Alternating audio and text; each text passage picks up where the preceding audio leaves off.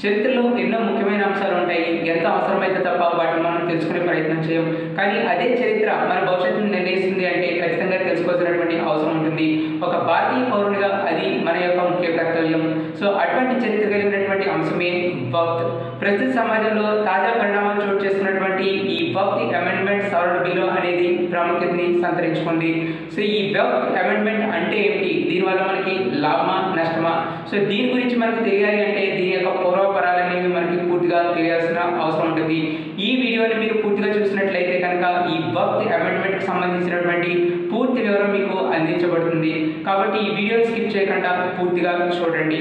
So నేను మీ Srinivas Raja, welcome to my channel law learn.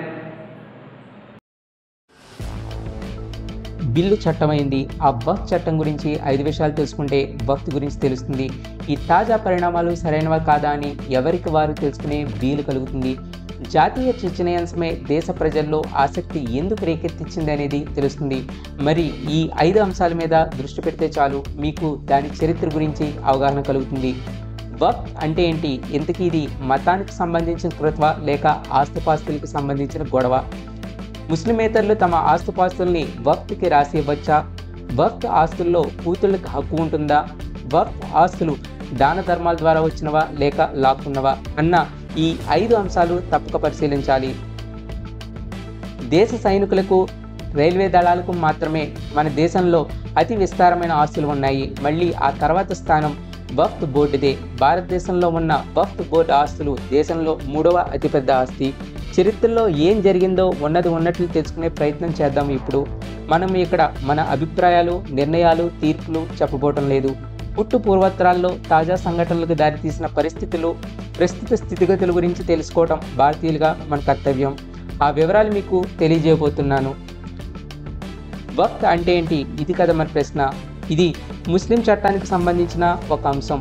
ఎవరైతే తమ స్థిర ఆస్తుల్ని మతపరమైన మరియు సేవాపరమైన వినియోగం కోసం దేవుని పేరిట శాశ్వతంగా దానమిచ్చేస్తే దాన్ని వక్ఫ్ ఆస్తిగా పరిగణింపబడుతుంది.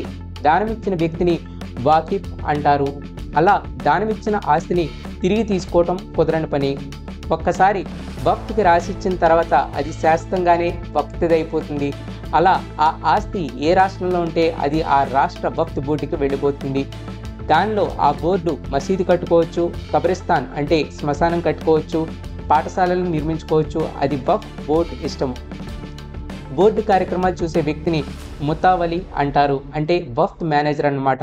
అతడు వక్ఫ్ ఆస్తిని అమ్మటం, మరొకరికి దఖలుపరచడం చేయలేడు, కానీ దాని నుంచి ఆదాయం గడించే పని చేయగలుగుతాడు. ఆ ఆదాయం తిరిగి ముస్లిం సముదాయం కోసం ఖర్చు చేస్తాడు. అంటే మతపరమైన కార్యక్రమాలు మరియు సేవా కార్యక్రమాలు వంటివన్నమాట.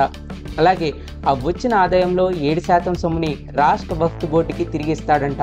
అంటే ఈ పనులన్నీ వక్ఫ్ పేరున చేసినందుకంట. ప్రతి రాష్ట్రంలో వక్ఫ్ బోర్డు సభ్యుల్ని రాష్ట్ర ప్రభుత్వం నియమిస్తుంది. ప్రతి రాష్ట్రంలో వక్ఫ్ బోర్డు ఉన్నట్లే కేంద్ర స్థాయిలో వక్ఫ్ మండలి అంటే వక్ఫ్ కౌన్సిల్ ఉంటుంది. దీనిలో సభ్యుల్ని కేంద్ర ప్రభుత్వం నియమిస్తుంది. అయితే ఆస్తిపాస్తులకు సంబంధించిన గొడవలన్నీ పరిష్కరించడానికి ట్రిబ్యునల్ ఉంటుంది. దాని పేరే వక్ఫ్ ట్రిబ్యునల్. ఈ మొత్తం వ్యవహారాల కోసం రూపొందించినదే వక్ఫ్ యాక్ట్ 1995. ఈ వక్ఫ్ చట్టం గురించి తెలుసుకోవాలి. ఇదే కదా మన కీలకాంశం. ఇప్పుడు 1913 నుంచి 1954 వరకు వక్ఫ్ చట్టంలో పలు మార్పులు జరిగాయి. అయితే అనేక అంశాలు మాత్రం అపరిష్కృతంగానే ఉండిపోయాయి. ఇప్పుడు 2025లో ఆ సదర్ చట్టానికి సవరణ చేస్తూ బిల్లు ప్రవేశపెట్టారు. దాని పేరే వక్ఫ్ అమెండ్మెంట్ బిల్ 2025. దీనికంటే ముందు 2013లో కూడా సచార్ కమిటీ రిపోర్ట్ సిఫార్సుల మేరకు కొన్ని సవరణల చట్టం చేశారు. ఆ సదర్ కమిటీ ఏం చెప్పిందో చూద్దాం.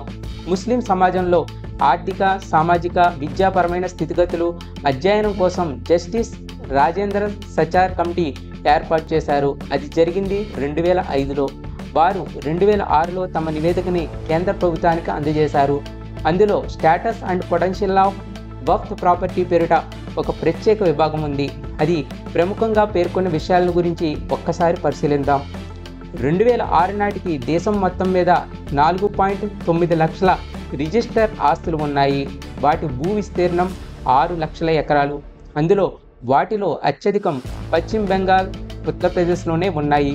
ఇక దేశం మొత్తం మీద ఈ వక్ఫ్ ఆస్తుల మార్కెట్ విలువ 1.2 లక్షల కోట్లుగా గణించారు. అయితే ముఖ విలువ మాత్రం 6,000 కోట్లు మాత్రమే.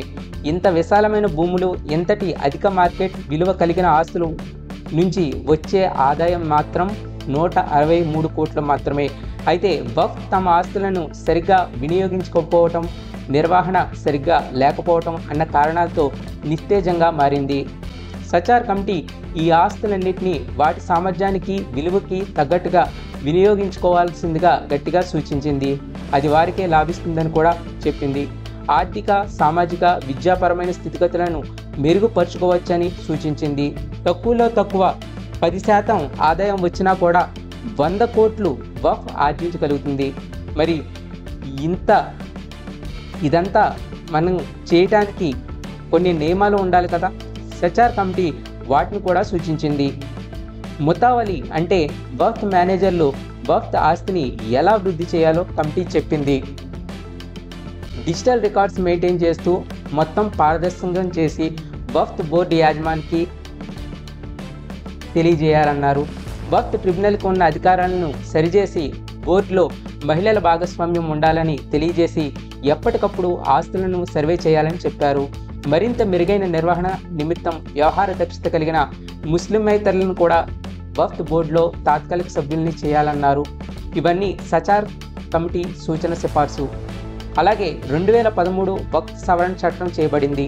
తాజాగా 2024లో ప్రవేశపెట్టబడిన బిల్లు సచార్ కమిటీ సూచనలను పరిగణలోకి తీసుకున్నారనేది గమనార్హం.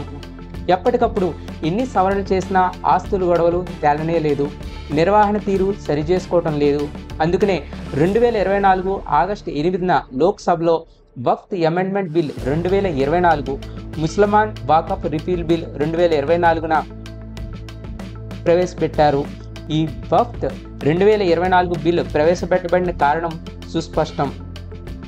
వక్ఫ్ సంబంధించిన నియమాలను పారదర్శకంగా, చిక్కుముడులు లేకుండా స్పష్టం చేయడం కోసం, ముందు నిధులు సజీవంగా ఉండేలా చేయడం కోసం, వక్ఫ్ బోర్డు నిర్వహణ, వక్ఫ్ ఆస్తుల సమర్థ అభివృద్ధి కోసం ఈ బిల్లును ప్రవేశపెట్టారు.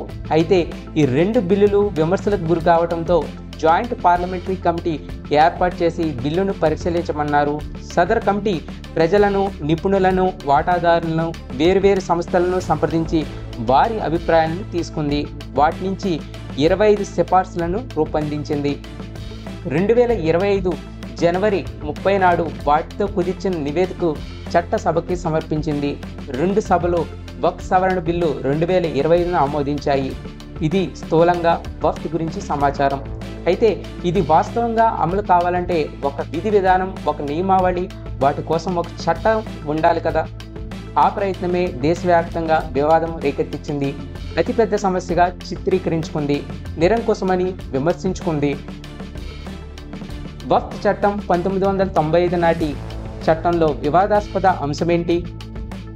వక్ఫ్ సవరణ బిల్లు 2025 వాటి పరిష్కారాలను సూచించగలుగుతుందా లేదా అన్నది మీరు కూడా కూలంకుషంగా ఆలోచించండి. ముందుగా విషయం ఏమిటనేది తెలుసుకుందాం. సో ఈ విషయం గురించి కూడా చాలా వివరంగా ఆలోచిద్దాం. వక్ఫ్ చట్టంలో ముస్లిం మైనారిటీలు కూడా తమ ఆస్తుల్ని వక్ఫ్కి రాసి ఇవ్వచ్చని చెప్పింది. అయితే తాజా చట్టంలో మాత్రం కనీసం గడిచిన 5 ఏళ్లుగా ఇస్లాంను అనుసరిస్తున్న వాళ్ళు మాత్రమే తమ ఆస్తుల్ని ఇవ్వచ్చు అని సవరించారు. లేకుంటే లేదంతే. 1995 నాటి వక్ఫ్ చట్టంలో వివాదాస్పద అంశం వక్ఫ్ బై యూజర్. దేవునికి ఇచ్చిన ఒకరి ఆస్తిని వక్ఫ్ పేరున ఇచ్చేయచ్చు అని వక్ఫ్ చెప్తుంది కదా. అది శాశ్వతంగా వక్ఫ్ అయిపోతుంది అని, తిరిగి వెనక్కి తీసుకోవడం కుదరదని ఉంది కదా. అందుకని ఏదైనా ఆస్తి వక్ఫ్ అని చెప్పడానికి రాతపూర్వకంగా ఏ పత్రము అవసరం లేదు, రిజిస్ట్రేషన్ ఎక్కడనే లేదు. చాలా కాలంగా అది వక్ఫ్ ఆస్తిగా భావిస్తుంటే చాలు. 1976 నాటి సయ్యద్ అహ్మద్ అలీ లబ్ది వర్సెస్ మహమ్మద్ హనీఫా కేసు ఈ విషయంపై పెద్ద దుమారాన్ని రేపింది. ఒకరికి చెందిన భూమిలో వారి పూర్వీకులు దేవునికి చెందిన మసీదులో ఊరి ప్రజలందరూ చాలా కాలంగా ప్రార్థన చేసుకుంటూ వస్తున్నారు. సదరు స్థలం సొంత వ్యక్తుల ఆస్తి అవుతుందా లేక వక్ఫ్కి చెందినది అవుతుందా అన్న వివాదం రేకెత్తించారు. సుప్రీంకోర్టు ఇచ్చిన తీర్పులో ఏముందో తెలిసిన ఆస్తి పత్రాలు సంగతి పక్కన పెట్టండి, చాలా కాలంగా అది ప్రార్థనా స్థలంగా వినియోగంలో ఉంది కాబట్టి అది వక్ఫ్కి చెందుతుంది, ఆ పూర్వీకుల వారసులకి చెందదు అని తీర్పిచ్చింది. జ్ఞాన మస్క్యూ మసీదా కేసు కూడా అదే. మరి సదర్ స్థలంలో మసీదు ఉంది, అందులో ప్రార్థనలు జరుగుతున్నాయి కనుక అది వక్ఫ్ ఆస్తి. వక్ఫ్ ఆస్తి వెనుకకు తీసుకోవడం కుదరదు అనే నియమం ప్రకారం పూర్వం అది ఏమిటి అనే దాంతో పని లేదని చెప్పింది. వక్ఫ్ బై యూజర్ అంటే అదే అర్థం. మరి చాలా కాలం నుంచి ముస్లిం మత కార్యక్రమాలు జరుగుతున్న స్థలానికి సంబంధించి ఎలాంటి రిజిస్టర్డ్ డాక్యుమెంట్స్ కనీసం రాతకృతువులు లేకపోయినా సరే అది వక్ఫ్ ఆస్తి అవుతుంది. ఇక తిరిగి తీసుకోవటం ఎవరి తరం కాదు. మరి తాజా సవరణ 2005లో ఏం చేసిందంటే సదరు వక్ఫ్ బై యూజర్ అంశాన్ని తొలగించి వేసింది.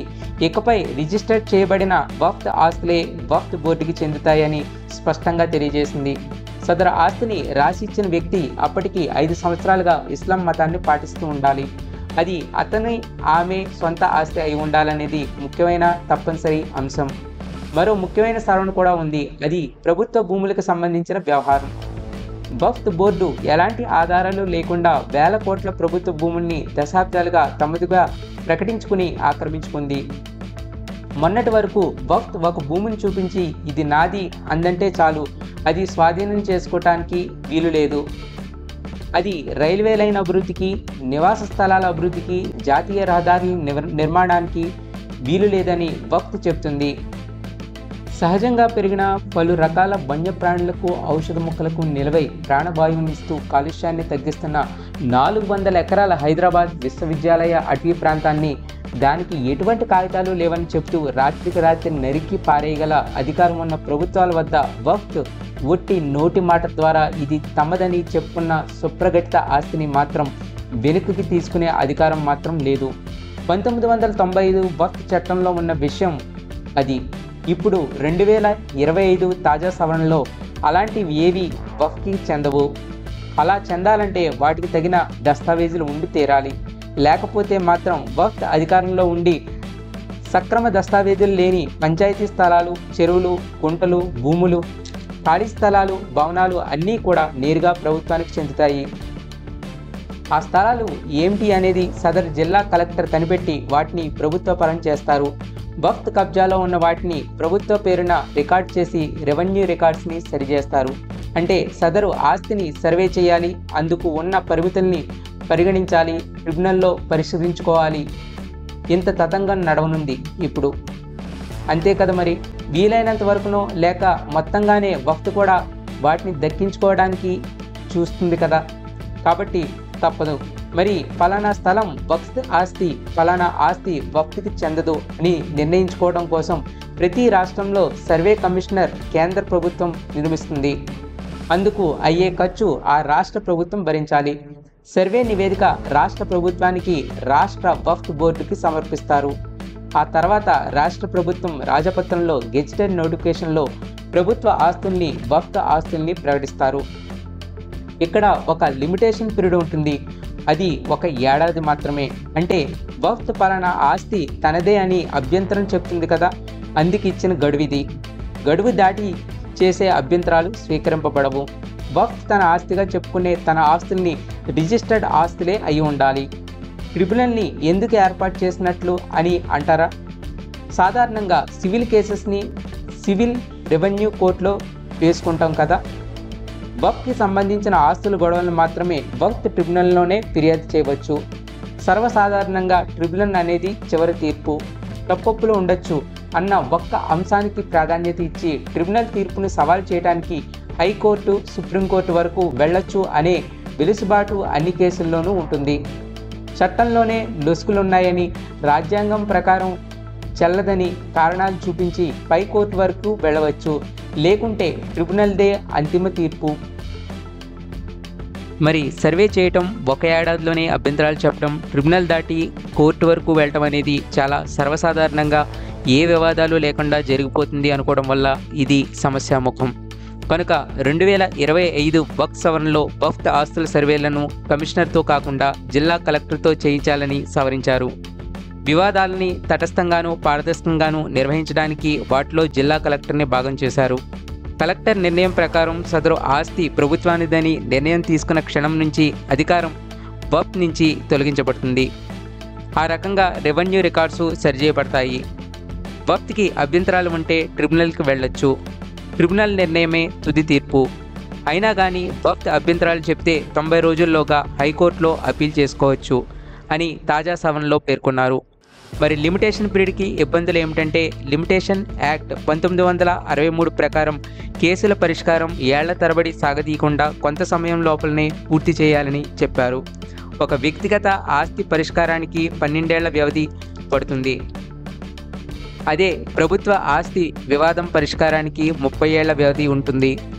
వక్ఫ్ ఆస్తి విషయంలో 100 ఏళ్ల సమయం గడిచినా కానీ వివాదం తెమలకపోయినా దాన్ని వక్ఫ్ తనదిగానే చెప్పుకోవచ్చు. అయితే ఇటువంటి వెలుసుబాటు దేశంలో ఏ ఇతర ధర్మానికి మతానికి చెందిన ఆస్తులకి వర్తించదు.